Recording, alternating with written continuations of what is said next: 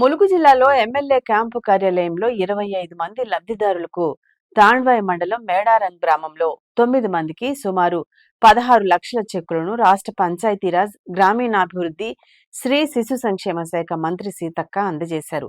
ఈ సందర్భంగా ఆమె మాట్లాడుతూ పేదవారికి తోడుగా ఉండే ప్రజాప్రభుత్వం కార్యాచరణ రూపొందిస్తుందన్నారు. ప్రజాప్రభుత్వానికి ప్రజల అండదండలు పుష్కలంగా ఉన్నాయని, ప్రజల నమ్మకాన్ని వమ్ము చేయకుండా కాంగ్రెస్ ప్రభుత్వం పనిచేస్తుందని మంత్రి సీతక్క అన్నారు. ఈ కార్యక్రమంలో జిల్లా కలెక్టర్తో పాటు ప్రజాప్రతినిధులు పాల్గొన్నారు.